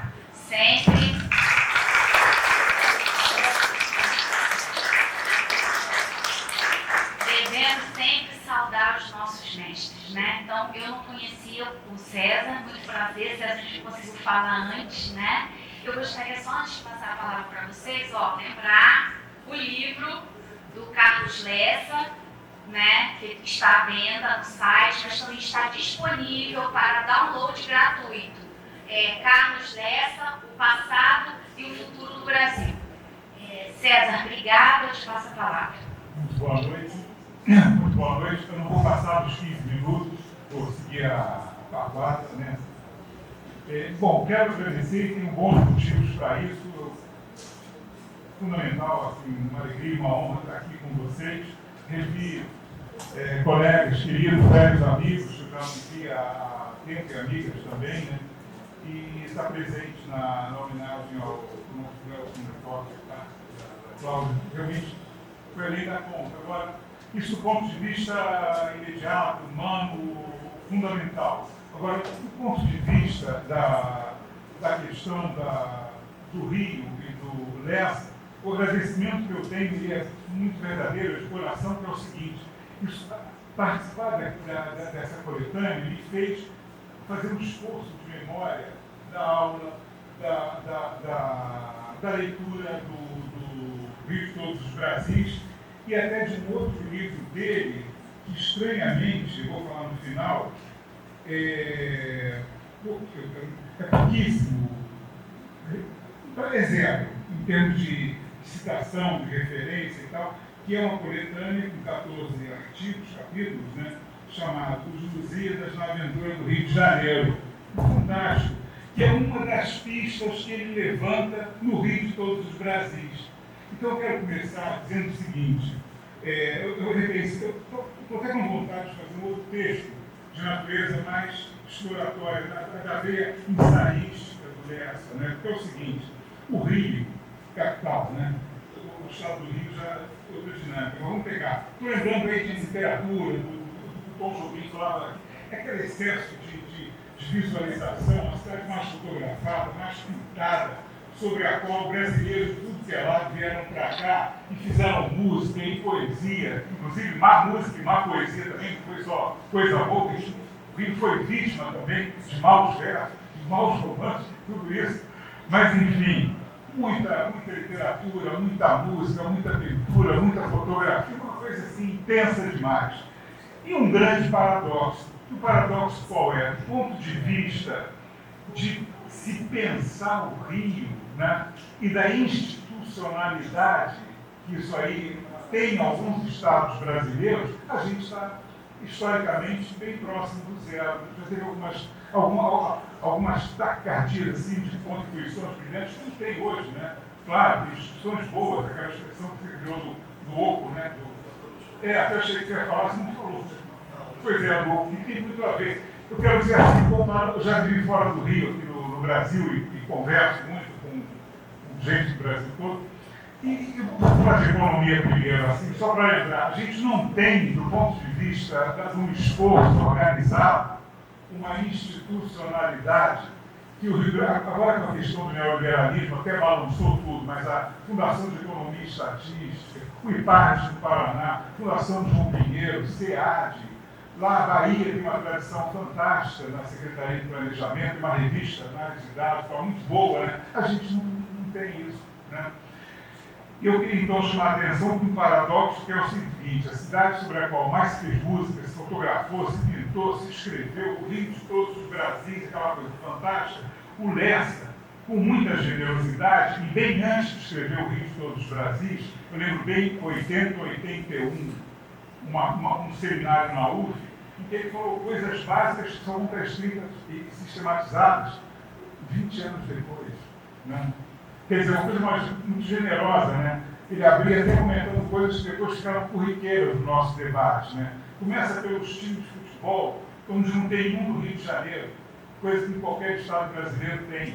O Atlético de Minas, o Atlético de Paraná, São Paulo tem o São Paulo mesmo. Nomes de jornais, o Globo, Tinha a Noite, Diário da Última Hora, cadê o Rio? Não tem Diário do Rio, né? Então, quer dizer, esse cosmopolitismo custou caro, né? Quer dizer, o pensamento do Rio. A gente faz, eu lembro de debates no Brasil, por exemplo, Volta Redonda, né? Volta Redonda foi um ressaca para a elite mineira, numa boa, assim, de pensar, poxa, estava tão próximo daqui e tal. Aí tem aquela discussão, o mote da discussão qual é lá? O minério não dá duas safras, né? Não basta pensar o nosso futuro com minério por causa de Minas, né? E assim por diante do Brasil todo. Não estou falando de localismo atrasado, não. Estou falando de uma reflexão que merece esse nome, né? Então, eu queria dizer o seguinte: o Lessa começa de uma maneira fantástica, primeiro em pequenos textos, entrevistas, fala aqui, fala ali e tal, mas quando escreve, ele mantém o pique dele de aula e dos seminários, das palestras, que é um pique ensaístico, uma liberdade muito difícil de encontrar. Quer dizer, tem a ver com a personalidade e com a formação dele. A gente lê o Rio de todos os Brasis, ou o prefácio que ele faz para o Rio na Aventura dos Lusíadas e tal, aquilo tem impregnado de muita literatura. A maneira, a vontade como ele fala do Rio, quem gosta também se reconhece nisso. Ali tem aquela mistura de Machado, João do Rio, Guilherme Barreto, Nelson Rodrigues, Marcos Ribeiro, Rubem Fonseca. Tanto que no artigo são 3 pontos ressaltados, né, o Jorge Natal e eu, a gente localizou, selecionou 3, né, que mostra bem esse faro, parece um cão farejador de ver o Rio, como é que foi se configurando esse espaço aqui, as pessoas que se encontram aqui, né. Então, por exemplo, uma das coisas que está ali é a Cidade Maravilhosa. A Cidade Maravilhosa é uma coisa posterior ao Machado. Machado Record estava vivo ainda viveu uns 2 ou 3 anos já com as reformas do Pereira Passos, né? Um pouquinho mais, até 1908, 9. Mas é uma coisa posterior ao Machado, né? Que ficou restrita ao centro, caminho para a Zona Sul. Depois mas aí mais tarde, em 22, aquela coisa apoteótica do litoral do Rio, que você vai vendo ali pelos bairros da Zona Sul até chegar a Urca, né, e tal. Então tem a questão da Cidade Maravilhosa, onde a referência é essa, o Machado, posterior ao Machado. E a questão da capitalidade, que também é muito bem apresentada, né? Nas positividades e negatividades, mas que é um elemento chave para entender os nossos dilemas aqui. Tanto essa coisa mais glamurosa, que glamurosa também é muito restrita, né? Tanto que é outro mérito, aliás, que essa tem, né? Os estudos do Rio, como não pode deixar de ser, do ponto de vista mais acadêmico, tem a questão do recorte. Do recorte que tem que ser feito, não? Juventude Carioca, qual você está falando? Do Leblon ou da Pavuna, do último bairro lá do Saio Metrô? Complicado, porque é muito heterogêneo e tal, que vem do litoral, cartão postal, tem uma parte do Rio que não está no litoral. Da Central, Leopoldina, tudo fantástico, Baixada e tal. Qual é o detalhe interessante do Lessa, né? ele não está fazendo um estudo acadêmico tradicional de jeito nenhum, é o tempo todo uma toada de ensaio. Né? E aí é que eu acho que é uma coisa da literatura que só a literatura permite isso. Você pega lá o João do Rio e o Bahia, não passeio danado, né? O cara fala de tudo. Né? O João do Rio vai para outro lado da Bahia, fala da Ponta da Areia, do subúrbio, de tudo. O Lessa, não que ele seja, tem hora que você fica pensando que você é um escritor, está fazendo um ensaio aqui, não é bem um texto do economista, né? Até você não tem o roteiro, porque você muito apaixonado também por essa literatura que remetia aqui ao Rio, né? E outra coisa também é a importância que ele dá a uma elite recrutada nacionalmente. Essa expressão é muito bonita, né? É muito bonita, porque é isso mesmo, né? O Rio tem, historicamente, uma elite recrutada nacionalmente, né? E outra coisa também, que eu falo coisa que eu falei já pouco, de prestar atenção na história, né? O Rio tem dois grandes vetores de força para ser o que ele acabou se transformando, que são fruto do acaso. Um é Napoleão Bonaparte, de invasão lá da Península Ibérica, né, que trouxe aqui, não o rei, a rainha, a curiosa íntima, mas trouxe 15 mil pessoas para cá. 15 mil pessoas da corte portuguesa. Né? Desculpa, eu esqueci de falar do ouro. E antes disso teve o ouro, que deslocou o circuito da riqueza e do poder, capital do Salvador para cá, depois a família imperial. E essa questão da elite recrutada nacionalmente é muito boa, e agora eu quero aproveitar, porque é curto, para dizer o seguinte: assim como nas aulas, eu tive o privilégio de ver, no texto, ele joga assim umas pedras preciosas debaixo daquele angu normal de qualquer texto, né? Que é o que dá corpo ao texto, mas que são coisas muito preciosas. Uma é que essa elite merecia um artigo sobre isso. O DASP, depois que o DASP foi criado em 38, deu uma levantada no nível, que aí não era só para os filhos da elite diretamente, tinha os concursos, né? A assessoria do Getúlio, marcadamente, no segundo período, não tinha nenhum carioca ali. Era tudo, basicamente, até nordestino, que era a oposição a ele do Estado Novo, estavam lá no segundo governo Vargas. A maioria deles tinha passado pelo DASP. Aí eu queria dizer o seguinte, já quase terminando, porque é muita coisa ao mesmo tempo, muita riqueza nesse texto. Eu achei muito rico no texto dele, no Rio de Todos os Brasis, como ele fala que o Rio vai se compondo, claro, fala dos contingentes humanos, escravos, os europeus, tudo que veio para cá e as condições em que vieram. No caso da África não dá para localizar o país, que era tudo colônia, né? Mas no caso da Europa dá. E ele sublinha bastante a imigração portuguesa. É impressionante como é que ele toma o pulso dessa imigração e localiza as coisas, né? Eu quando li aqui, eu gosto desse assunto de movimentação, de migração, de país, de continente e tal, conheço as estatísticas, eu achei muito fantástico. E eu pensei, a primeira vez que eu li o livro, pensei assim, caramba, essa está jogando pistas aí para serem desenvolvidas depois. No caso da imigração portuguesa, aí é um livro totalmente, um livro fantástico, é um livro peregrino.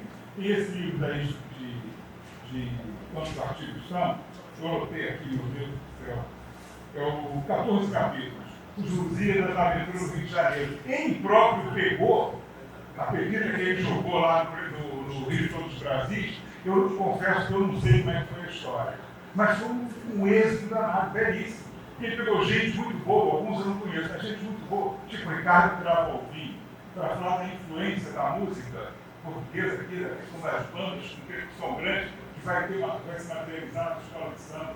Eu não sabia isso, que é uma coisa pouco comum no mundo, aquela montoeira de percussão. É fantástico, comida, festa junina, movimento social, mundo corporativo. Eu não sei a história do livro, como é que começou isso, quem deu a ideia, como ele que a FAPESP bancou e tal. Tem um prefácio longuíssimo, onde ele, menos da metade, isso é um artigo, menos da metade e eu achei que foi maravilhoso aquela introdução. Menos da metade ele faz aquilo que quem faz o prefácio de introdução tem que fazer. Apresentar os artigos, os autores e tal. Mais da metade não é para falar disso. Mais da metade é para falar do contexto ali, que vai do final do século XIX até os anos 50, que é o período da imigração mais forte. E e fazer considerações extremamente ricas. Então, eu diria o seguinte: eu terminei, quando foi fazer o artigo, eu terminei com uma conclusão que eu não escrevi, nem falei, estou falando agora. Falei para quem estava mais perto. Né? Eu terminei convencido do seguinte: a contribuição maior do professor Carlos Lessa não é, com toda a consideração do valor que isso tem, em termos de teoria, de política econômica, de economia brasileira. Mas a contribuição maior não é, se a gente tiver que apontar, não, qual foi a contribuição maior? Não foi essa. A maior contribuição foi exatamente tomar o pulso da sociedade, da economia carioca e fluminense e mostrar uma tremenda lacuna. Isso agora já não. Agora já não. Mas era uma realidade quase sem teoria. O Rio de Janeiro. O Rio de Janeiro foi objeto de estudo e também na parte da institucionalidade. Eu comento também, uma expressão que eu gostei de ter usado, uma coisa que, como professor, eu acho que eu nunca vi um negócio tão latente também hoje. Mas uma coisa tão latente que ele tinha, que era o sentido de urgência. Né? O sentido de urgência. E por onde ele passou, ele marcou um pouco isso assim, dessa forma. Às vezes, até falando antecipadamente, o que era para falar depois, pagava o preço, né, claro, mas não tinha aquela coisa que é muito marcada do cara que quer manter a situação dele ali, está meio fazendo o jogo do. Então, primeiro, do ponto de vista da teoria da política econômica e do Rio, do Brasil, o Lessa faz parte de um grupo muito grande, né? Muitos todos tinham uma certa contribuição, um certo brigo, etc. Tudo bem. Agora, com relação ao Rio, não. Eu acho que é uma coisa muito mais destacada, muito mais original, e até para a nossa, né? Para a nossa tristeza, que já foi dito aqui. Isso devia ser mais discutido, reeditado. Esse exército que eu falei, dos 14 capítulos da Arte de Estevão que faz, esse do Aventura dos Lusíadas, né? E eu peguei agora no título. O título é provocador, o Rio, uma cidade portuguesa, como ele fala. E outra coisa que eu queria lembrar, ele é tão cuidadoso que ele pega as ondas de migração, né? Tá, obrigado. Ele pega as ondas de migração e eu lembrei do Leite Derramado, do Chico. Por quê? O personagem, um belíssimo livro. O personagem principal está no hospital, até apaixona, ele está já confundido tudo com anestesia e tal, se apaixona pela enfermeira, pensa que vai casar com ela, que é a noiva dele, e vai recuperando o passado já, pós do século XX. Esse sujeito, esse personagem, é um daqueles que veio, não naquela onda do MST, português, espanhol, libanês, italiano, não é isso não. É aquele que veio nas caravelas da família. Puxar o fio vai dar lá, né? Eu me lembrei eu lembro dessa e lembrei do romance do Chico, né?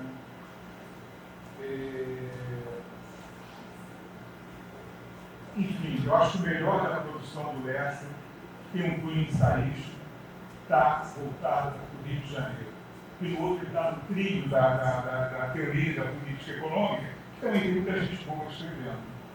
No Brasil e fora do Brasil, latino-americanos e tal, tudo isso, né? Mas eu vou pensar mais sobre isso. Desculpa eu ter saído até do tema da economia fluminense, mas é uma promessa que. É uma promessa, não, desculpa. É um horizonte do qual, do ponto de vista político, institucional e da própria leitura que ele faz, não se aperfeiçoou ainda. É uma promessa que ainda não está cumprida. É um óbvio, para algumas pessoas pode parecer óbvio, está ali, mas é um óbvio que está muito longe de ter sido conquistado e de chegar perto dele. Mas é isso. Muito obrigado.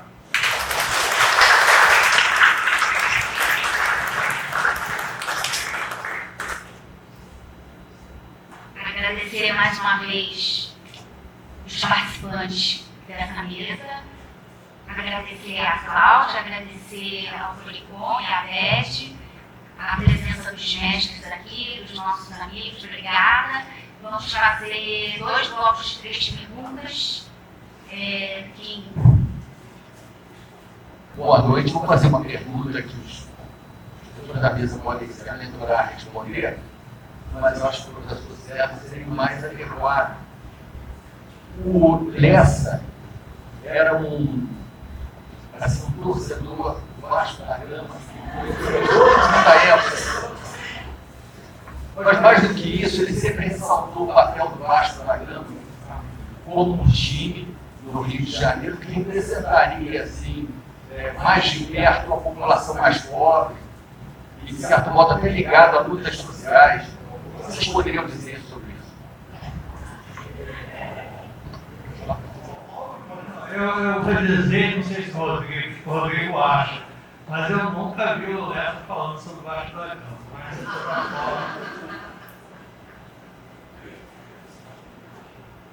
Eu não sei se foi pontuado assim, sobre a falta da capacidade da burocracia do Estado do Rio de Janeiro de elaborar um plano de desenvolvimento e executar esse plano de desenvolvimento. A gente sente a burocracia do Estado com pouca formação, né, para realizar, para cumprir. Corrija, né? As gestoras do Estado são de alta excelência. Mas não tem gestor do Estado, pelo amor de Deus. No caso não tem. Porque eu faço posso depois trabalhar. Vou ser bem breve. Vamos lá. Eu já li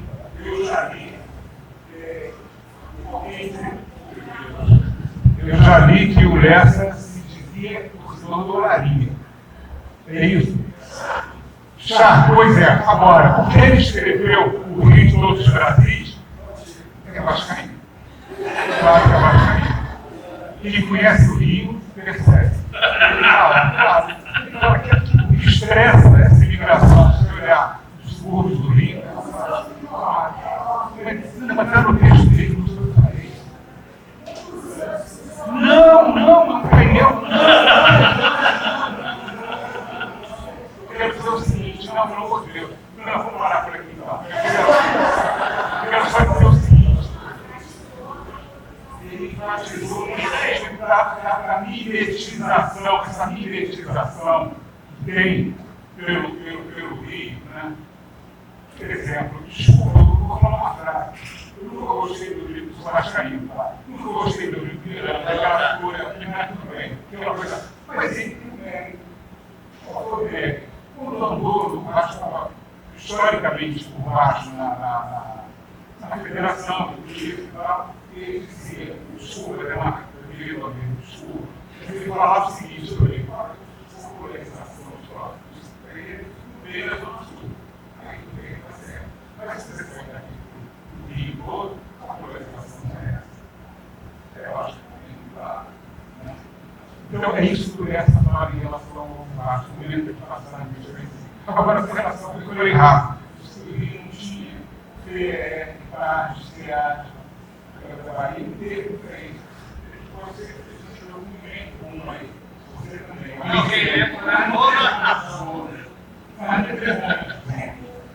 Momentos bons de ter uma consolidação, uma institucionalidade. Curiosamente, né? Aí voltando ao livro da Ana Maria Brasileira, talvez um dos momentos em que o Rio, Ana Maria Brasileira, sobre a fusão, talvez, quer dizer, se nós pegarmos o período do Carlos Lacerda, foi um período que teve muito concurso público. Não foi pouco, foi muito. Uma vez eu conversando com o Rafael de Menezes Magalhães, eu perguntei o que ele achava que tinha sido a herança mais produtiva, segundo ele, que é uma do Carlos Lacerda, né? Do governo Carlos Lacerda, em concurso público. E, de fato, teve concurso público a rodo no período Carlos Lacerda. Né? Mas, tirando esse período que agora vai ter dinheiro, e que teve muito concurso público, né? Talvez no estado do Rio de Janeiro, né? E o Manuel Peixoto que no antigo Estado do Rio também fez alguma modernização, é verdade, e o Nilo Peçanha é uma praxe que cantou, né? E aí Nietzsche também fez Nietzsche de Campos, né? Que é uma coisa tenebrosa, né? Só a nossa professora Ismênia falando sobre isso que a gente fez. Mas, depois, no Estado da Carnaval, o único momento em que se criou alguma estrutura pública mais organizada foi no Faria Lima. Eu fui estagiário na FUDEM. Aliás, na FUDEM, inclusive, só tinha jovem de esquerda. Certo? O Faria Lima era um tecnocrata, tinha o Ronaldo Costa Couto, tinha o Militor, e, enfim, se fez alguma organização em que a Maria Brasileira aponta isso bem nesse livro. Mas essa lógica de desestruturação do Estado do Rio de Janeiro, né, tem um artigo nosso que a gente procura discutir sobre a coisa do marco de poder do Rio de Janeiro, né, é uma lógica de marketing. A lógica de marketing trabalha na desestruturação da máquina. Então, enquanto a gente não renovar a política no Estado do Rio de Janeiro, né, nós não vamos chegar a lugar nenhum. Quer dizer, a crise do Estado do Rio de Janeiro é uma crise política.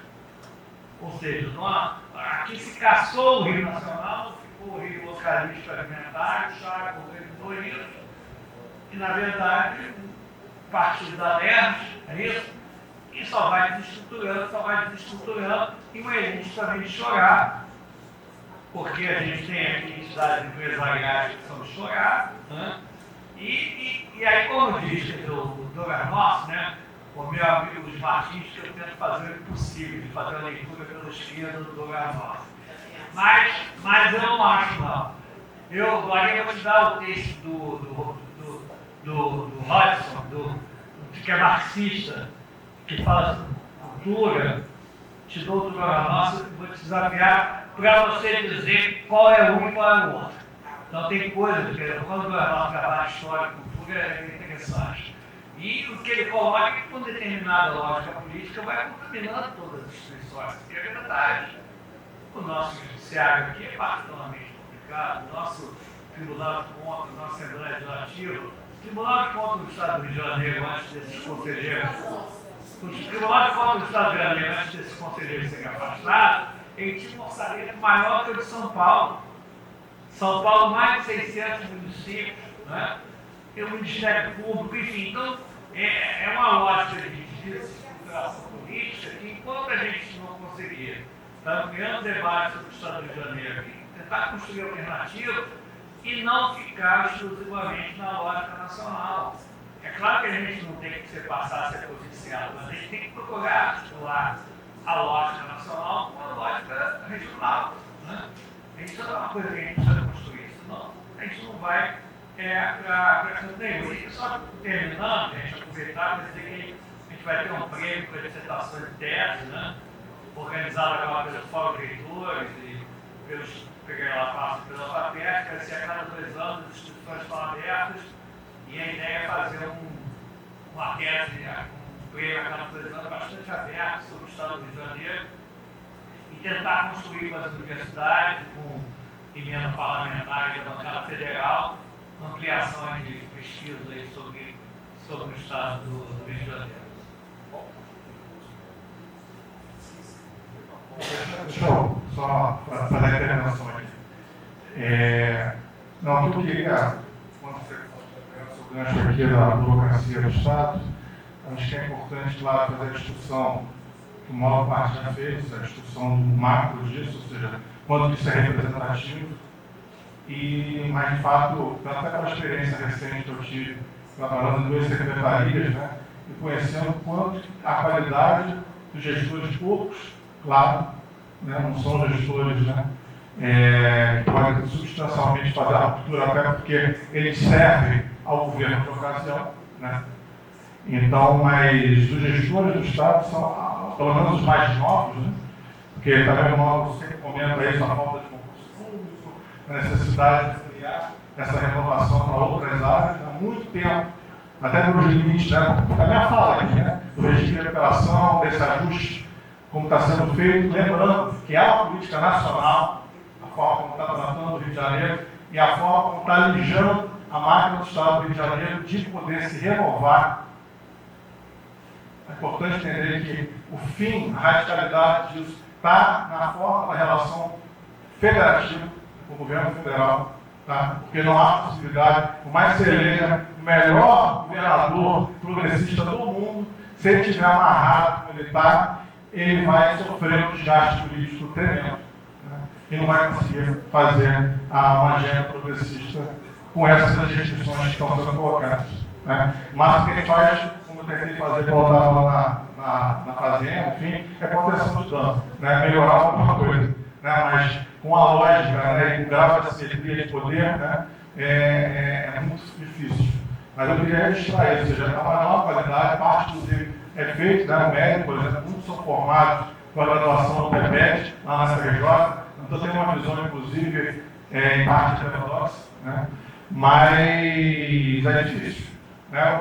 Dou um exemplo, inclusive, uma ilustração, né, parte do trabalho que eu apresentei aqui, inicialmente foi derivado, né, a última coisa que eu fiz quando estava como secretário da Fazenda, que foi reformar o boletim de acompanhamento fiscal. Tá? Isso não estava sendo feito por vários anos. Tá? Quando começou a crise do Rio de Janeiro, pararam de fazer, e a razão é óbvia. Quando os dados começam a ficar ruins, a gestão política manda parar de fazer boletim de acompanhamento fiscal para não dar transparência. Tá? A gente fez a primeira edição, saiu por razões políticas, né? O governador quis trocar o secretário que assumiu, parou de fazer de novo.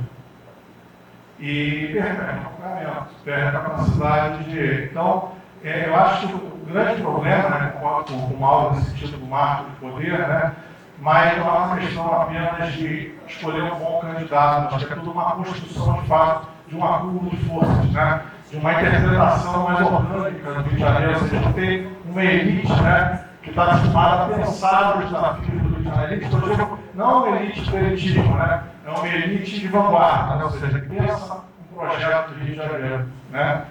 Circunstancialmente, a cada ciclo eleitoral se reúne pessoas que pensam o Rio de Janeiro para se definir dentro dos seus partidos. Mas há uma dificuldade da gente construir organicamente isso, e particularmente com instituições para isso. Né? Então, Minas Gerais, São Paulo, né, construiu instituições para pensar e ter um pensamento sobre o papel de Minas, sobre o papel de São Paulo na história do Brasil.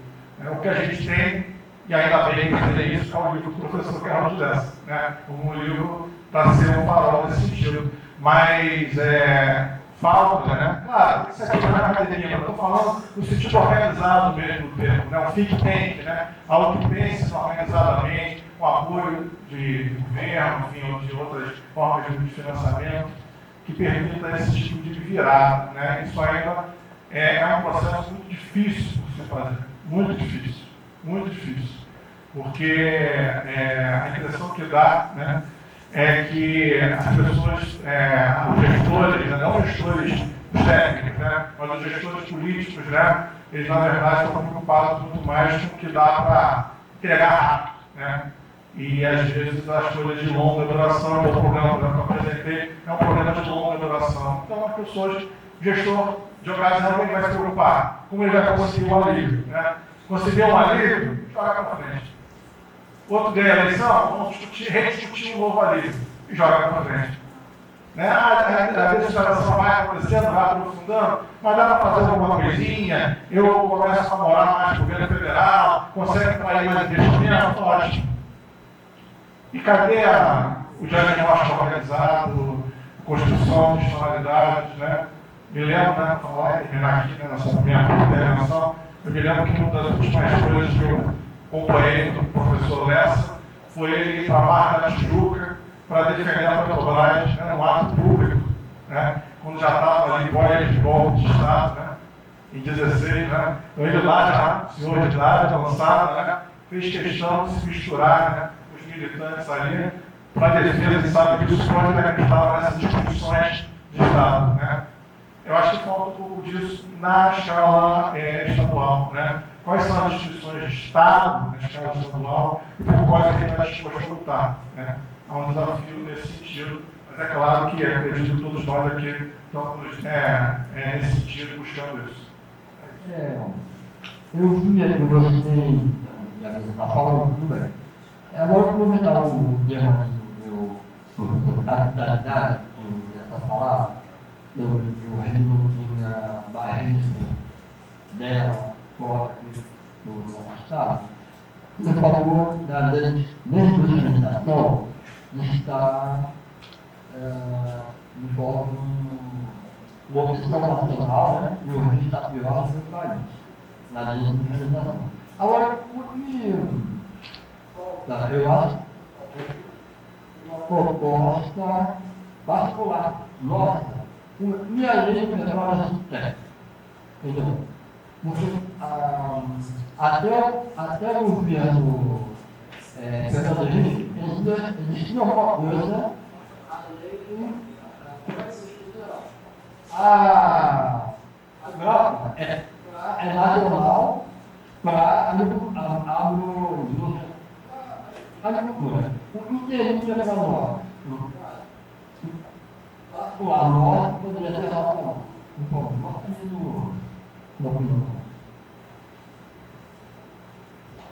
Eu queria, menos do que fazer uma pergunta, sugerir que todo mundo leia, quem não leu ainda os artigos, do Bruno e a tropa, né, que vem com a tropa. Né?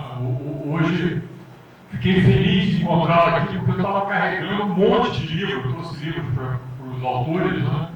E o dele já são 6, então eu já me livrei de quase 3 quilos de material que eu estava carregando. Mal, né? A gente debateu desde o começo lá do livro, ainda com o livro sendo gestado, né?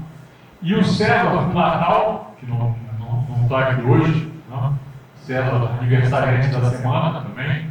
Então fez aniversário na terça-feira agora. Mas eu queria então reforçar que as pessoas lessem os artigos, né? Sem menosprezar as apresentações que eles fizeram, os artigos foram muito melhores do que as apresentações. Então, por isso eu queria reforçar que as pessoas lessem os artigos, até porque eles têm mais espaço para fazer isso, né? Eu também queria falar um pouco e homenagear o professor Carlos, que foi meu professor, né, na figura do Rodrigo, também tem um belo artigo, leia o artigo do Rodrigo também no livro, ele não falou do artigo dele, mas ele tem um artigo que é meio biográfico, eu realmente fiquei emocionado quando li o artigo. Eu lembro das últimas vezes que eu encontrei teu pai, Rodrigo, a gente foi debatendo faixa livre, algumas vezes a gente contava, caía na mesma mesa de debate lá, e eu voltei junto com ele. Ele morava no Código Velho, eu na Laranjeira, então a gente voltava junto. E entre outras coisas, evidentemente ele falava de Deus e o seu tempo, né? Qualquer coisa ele falava, né? Mas falando de tudo isso, ele fez questão de me convidar, mas não por mim, para eu ir na casa dele lá em Laranjeira. Para levar o meu filho, que ele conheceu o meu filho, né? o Antônio. Eu também fiquei muito impressionado com isso. Mas aí logo depois ele se hospitalizou e nem pude levar o Antônio lá para conhecer. Queria também homenagear o Nelson, meu amigo, amigo de longa data, participamos de muita coisa juntos.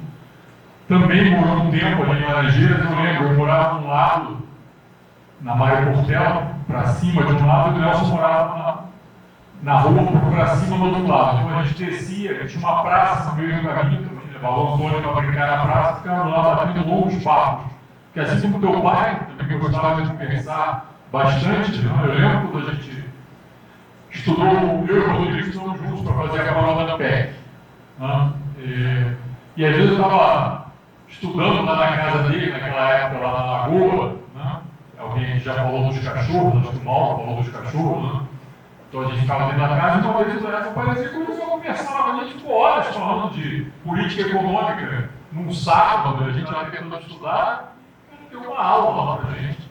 A troco de nada sentou e começou a conversar e se deixava falando a noite toda. Mas eu queria também homenagear o meu amigo Nelson, pela capacidade, ou seja, a gente sentava e conversava por um longo período. O Lessa foi presidente aqui do Conselho, o Nelson também foi conselheiro aqui, né, na mesma época que eu. Né, e eu queria também homenagear pela BED o companheiro Antônio Mel, que também fui conselheiro aqui, né? Também palavrão nesse tempo. Né? Nós, na verdade, do grupo de conjuntura inicial da BEC, perdemos 2 companheiros que foram essenciais, o Melk e o Nelson. Né? Os dois colaboraram muito, né, nessa história do movimento de economistas, inclusive com Lessa. Eu, Lessa, Nelson, Melk, trocamos abraços joelhados por muito tempo no movimento de economistas, a gente discutimos, tivemos diferenças, tivemos momentos muito juntos, mas nessa reta final, né, tanto o Nelson quanto o Melk, né, colaboraram muito, né, na construção da ABEC aqui no Rio, e eu queria saudar. Né, e ver aqui os irmãos, né, ver aqui as filhas do Nelson, pequenininhas, né, para mim é muito emocionante. Né, então eu queria só registrar isso, né, e pedir para vocês também lerem vários aspectos do livro, porque o Lessa é uma coisa multifacetada, né, tem vários aspectos, mas leiam os 3 artigos que eu acho, de certa forma, que eles não quiseram fazer na mesa. Tem polêmicas implícitas, né, entre eles ali, mas tem complementações importantes também dentro dos artigos que eu acho que vocês devem ler, inclusive mais ou menos juntos, que aí vocês vão conseguir perceber um pouco polêmicas, mas também complementação. Muito obrigado.